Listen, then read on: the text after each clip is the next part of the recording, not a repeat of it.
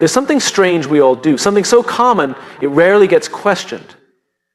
We start things with excitement, ambition, and big dreams. A new job, a new business, a new habit. At the beginning, everything feels possible. The energy is there. The vision is clear. We're ready to change the world, or at the very least, change ourselves. But then something happens. It gets hard. The shine wears off. The results don't come as quickly as we imagine. Maybe we hit a wall, maybe we face failure, maybe it's just boredom, but whatever it is, we start looking for a way out. Slowly, silently, sometimes without even realizing it, we let go of the very thing we were once so passionate about. And when we do, we justify it. We tell ourselves it wasn't the right time. We say it wasn't really what we wanted. We blame the market, the manager, the schedule, the lack of support, or the economy. But here's the uncomfortable truth. Most of the time, we don't quit because we lack ability. We quit because we never trained our minds to stay. Quitting has nothing to do with difficulty. It has everything to do with clarity. People who endure are not always the strongest, the smartest, or the most talented. But they are almost always the ones who start with something deeper than motivation. They start with why.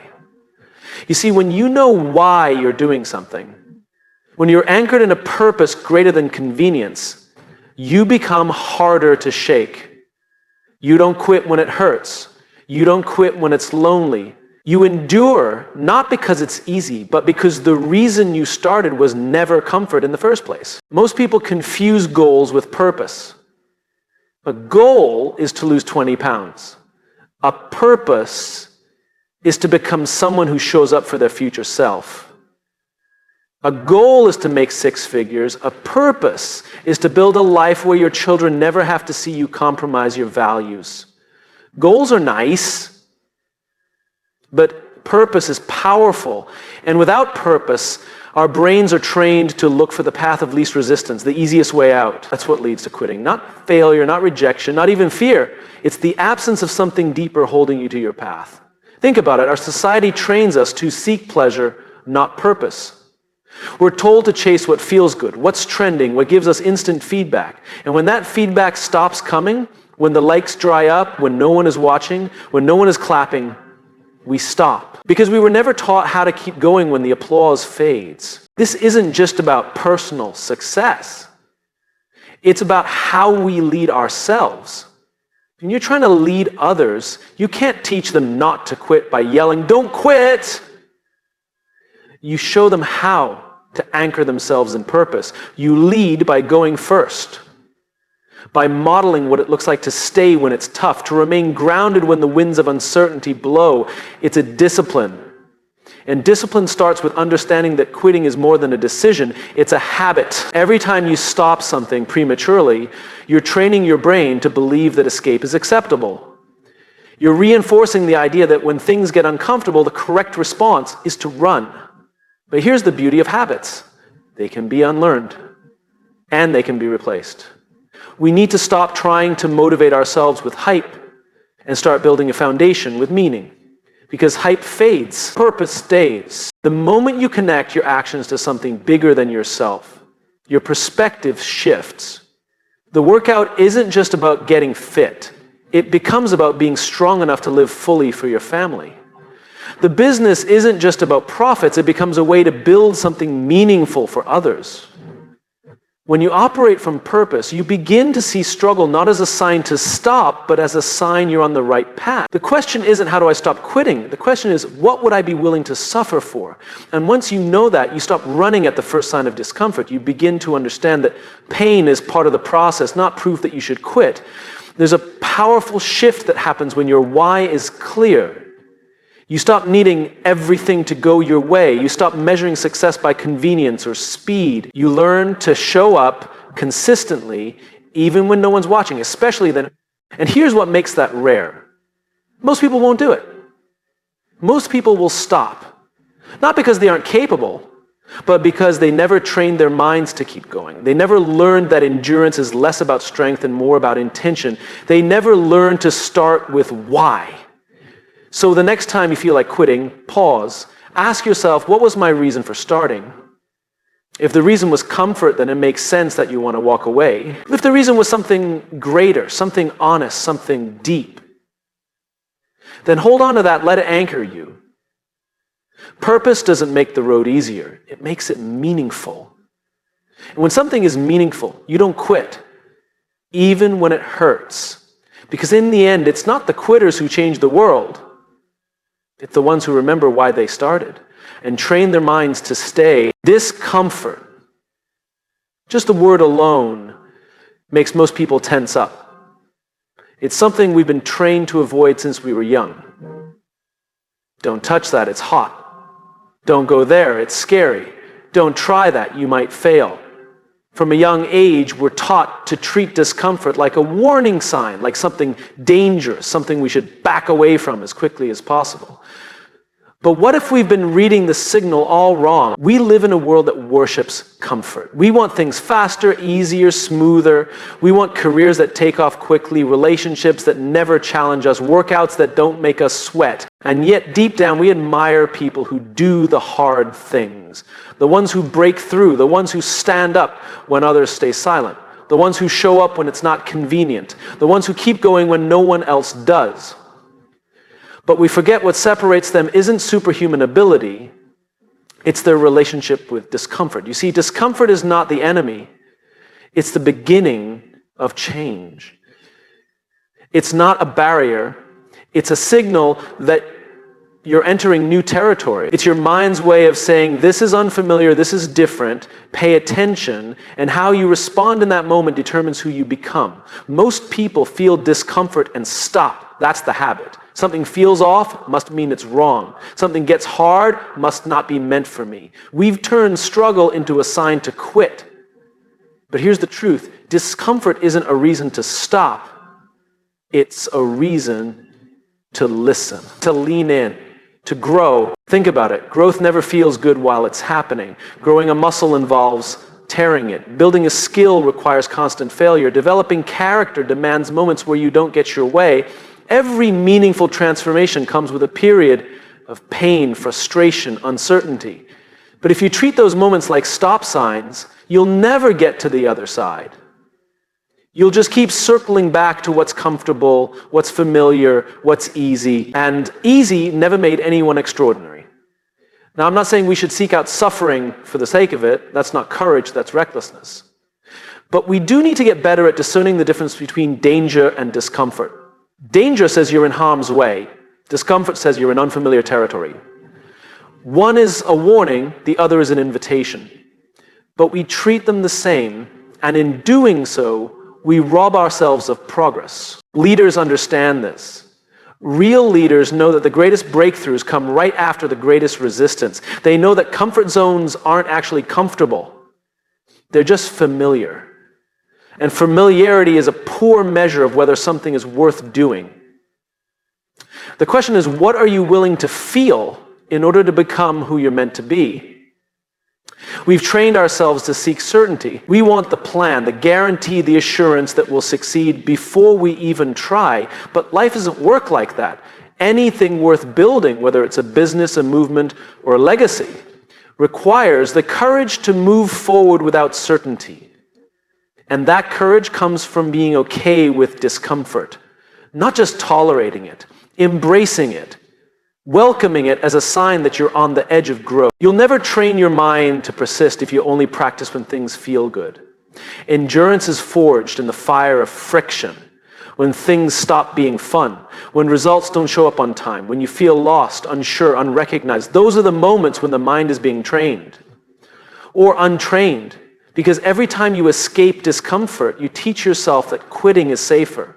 And every time you stay with it, breathe through it, move through it, you expand your threshold. You grow your capacity. You become someone who can carry more.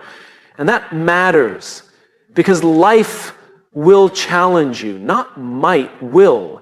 At some point, things will fall apart. The plan will fail. The people will disappoint you. The path will go dark. And in that moment, your success won't come from a motivational quote or a clever strategy. It will come from the habits you've built around discomfort.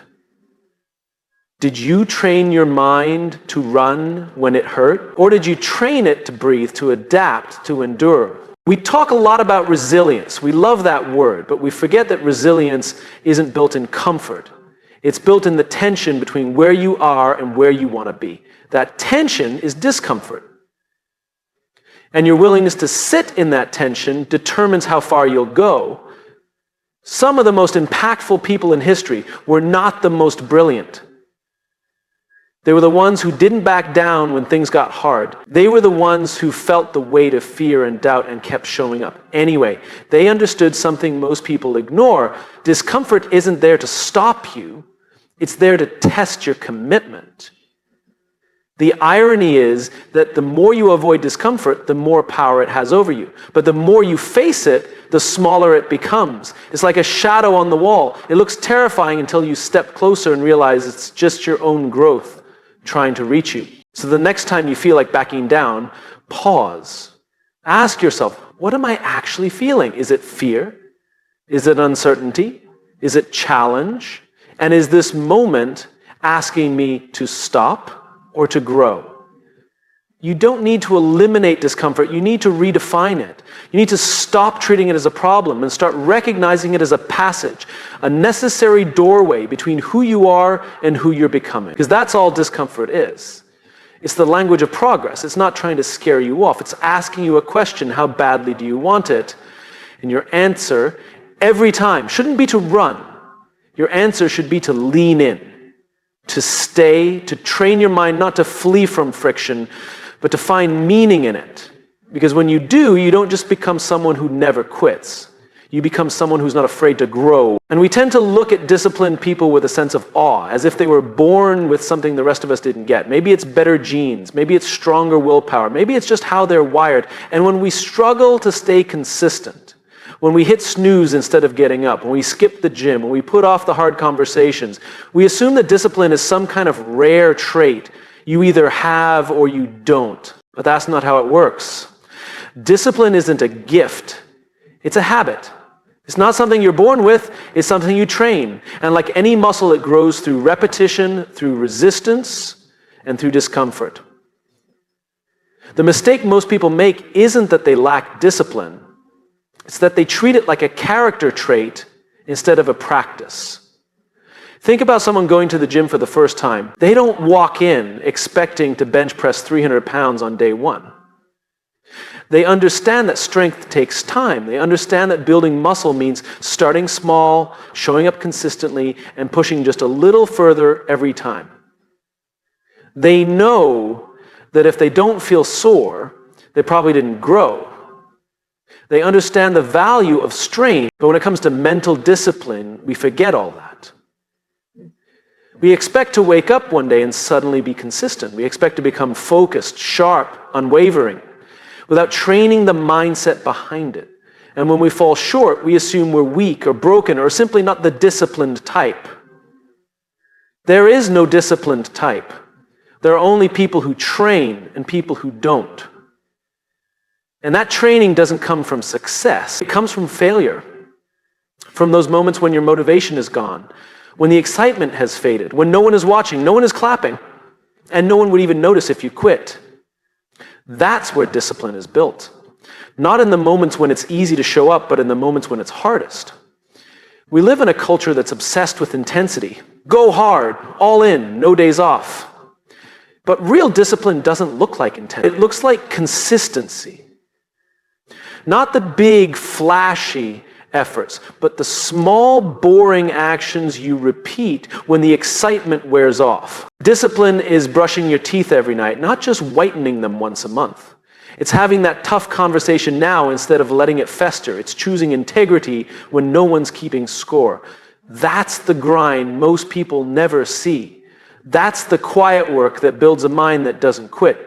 We talk about willpower like it's fueled, and we worry that we'll run out of it. But willpower, it wears down when it's not supported by systems, by routine, and by values. A disciplined life isn't powered by bursts of energy. It's structured by intention. You don't need more power. You need better training. You need to learn to show up when it's inconvenient. to take action when you don't feel like it, to make the next right choice, not the dramatic one, just the next one, and then again and again. That's how the muscle grows. What most people don't realize is that every time you keep a promise to yourself, you build a little more strength. Every time you follow through, especially when it's uncomfortable, you send a message to your brain. We do hard things. We finish what we start. And every time you break that promise, you send the opposite message. You train your mind to negotiate, to rationalize, to quit. The question then is not, do I have discipline? The question is, what am I training my mind to believe today? The greatest leaders, the most reliable people, the ones you trust and admire, they didn't get that way overnight. They became that way through 1,000 little acts of follow-through, through early mornings, quiet sacrifices, difficult decisions, not because they were stronger than you, but because they practiced longer. They understood that being consistent was more valuable than being impressive. They learned to keep going when no one cared. And in doing so, they built something that lasted. You won't always feel like it. That's not a flaw in your system. That is the system. Discipline isn't about always being motivated. It's about doing what matters even when motivation disappears. It's about having a reason deeper than how you feel in the moment. Discipline lives on the other side of your mood. That's where real growth begins. And just like with any muscle, the beginning feels awkward. You shake, you get sore, you want to stop. But the ones who stick with it, who keep practicing, who build the reps, they become unshakable. Not perfect, not invincible, just trained. And over time, the actions that once felt impossible become automatic. You don't need to transform your life overnight. You just need to pick something and show up. Pick one thing and show up again and again. 1 page a day, one honest conversation, one walk when you feel like quitting, one choice that builds trust in yourself. The discipline you want is already inside you. It's just buried under years of avoidance, of quitting, of doubting yourself. And the only way to uncover it is to do the work, to pick up the weight, mentally and physically, and say, let's go again. Because the mind, like the body, adapts to pressure. And pressure, applied consistently, becomes strength. So the next time you look at someone and think, I wish I had their discipline, remember, they didn't find it, they built it. One choice at a time, one habit at a time, one rep at a time. You're not missing anything, you just haven't trained long enough yet. But you can start now. And if you keep showing up, one day you'll look back and realize you didn't become someone who never quits by waiting for it to happen. You become that person by choosing discipline over drama, by building the muscle, not being born with it. And that makes all the difference. We like to think of ourselves as independent, strong, self-made, the hero of our own story. We celebrate the individual who pulls themselves up by the bootstraps, who grinds in silence, who overcomes the odds alone. And while that story is appealing, it's also incomplete. Because no matter how disciplined you are, no matter how clear your purpose is, no matter how strong your will feels, you are shaped by what surrounds you. We all are. We are not islands. We are environments. We are ecosystems. And just like a plant can't thrive in toxic soil, people can't grow in environments that constantly pull them backward. It doesn't mean you're weak, it means you're human. Every day you are being influenced by the people you speak to, the content you consume, the spaces you walk into. The energy around you feeds something inside you, either your courage or your doubt, either your vision or your fear, either your strength or your surrender. If you're surrounded by people who normalize quitting, it becomes easier to quit. If your conversations are always about what's wrong, what's unfair, what's hopeless, your mind starts to believe that narrative. If you're constantly in environments that drain you, distract you, or dismiss your ambition, it takes everything you have just to stay afloat, and sooner or later you stop swimming, not because you can't, but because you're tired of swimming alone. No one trains their mind in a vacuum. Strength of character doesn't develop in isolation, it develops in context. And if you want to train your mind to never quit, you have to start paying attention to what you've allowed to shape you. Your habits matter. Your routines matter. But so do your friends. So does your team. So does the culture you place yourself in. Day after day, we are social creatures. We are wired to mirror, to imitate, to connect. That's not weakness, it's design. And if you want to rise, you need people around you who expect you to rise. People who challenge your excuses, who reflect your values back to you when you forget them, who remind you who you said you wanted to become, even on the days when you don't feel like it. It doesn't take many. Just one voice in the room can change the tone. One person with conviction can strengthen your resolve. One person believing in you when you're ready to walk away can be the reason you stay. That's how powerful our surroundings are. But we rarely stop to evaluate them. We assume the group of people we happen to spend time with is neutral. They're not. They are either lifting you, holding you, or pulling you. And the most dangerous ones aren't the obvious critics. They're the quiet tolerators. The ones who never push, never stretch, never question your comfort zone. The ones who nod politely while you shrink. The ones who say, "You've done enough," when you know deep down you haven't even scratched the surface. If you want to be someone who doesn't quit, you need to be surrounded by people who don't flinch in the face of adversity, who have seen hard days and chosen to stand anyway, who don't romanticize quitting but honor perseverance, not the kind of toxic just push through mentality, but the kind of grounded resilience that comes from people who know what pain feels like and have still chosen growth. You can't always choose your environment. Not every situation is flexible. Sometimes it's the job, the town, the family dynamic. But what you can always choose is who you let speak into your life. Who gets to shape your narrative? Who has access to your inner thoughts? Because every person you listen to is planting something in your mind. Seeds of courage or seeds of fear. Seeds of focus or seeds of doubt. And here's the truth. It's hard to stay strong in an environment that doesn't expect strength from you. It's hard to keep showing up when no one around you is doing the same. It's hard to keep the fire burning when everything around you is cold. So what do? You start designing your surroundings with intention. You get honest about who and what is feeding your mindset. You create small pockets of strength, books that remind you who you want to be. Mentors who stretch your vision, peers who challenge your complacency. You make your space a reflection of your mission. Not perfect, but purposeful. You surround yourself with voices that demand your best, not because they want to control you, but because they see what you're capable of and won't let you settle. There is nothing noble about isolating yourself and pretending you don't need help. There is nothing brave about walking alone just to prove you can. The people who endure, the ones who finish the race, the ones who build things that matter, they don't do it alone. They choose their circle wisely. They let themselves be supported. And that support becomes strength. Don't underestimate the influence of your surroundings. It's not just background noise. It's the beat your mind starts to march to. Over time, your environment writes your inner script. It tells you what's normal, what's possible, what's acceptable. And if quitting is normal in your environment, your brain will file that away as the default. But if grit is normal, if commitment is normal, if bouncing back is expected, you begin to train your mind in a different way. You begin to see setbacks not as signs to stop, but as signals to grow. You start to believe that staying in the fight is just what we do here. That's how it works. So ask yourself, who around you is shaping your strength?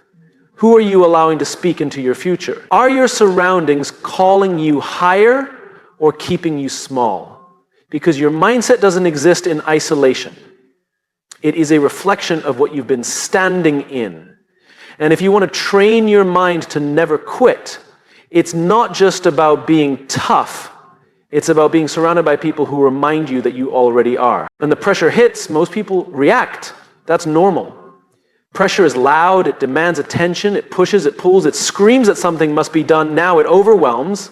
And in those moments when the pressure is intense and the discomfort is high, the natural instinct is to retreat, to stop, to question everything, to find the nearest exit. But here's what separates those who keep going from those who give up. It's not that they feel less pressure, it's that they are pulled by something stronger. Pressure pushes, but vision pulls. And pull is always more powerful than push. You can only push yourself for so long before you break down. Pressure can be useful in short bursts. It gets things started, but it was never meant to carry the entire journey. Vision, though, is sustainable. It's the reason you started. It's the reason you keep going. It's the thing you see even when no one else does.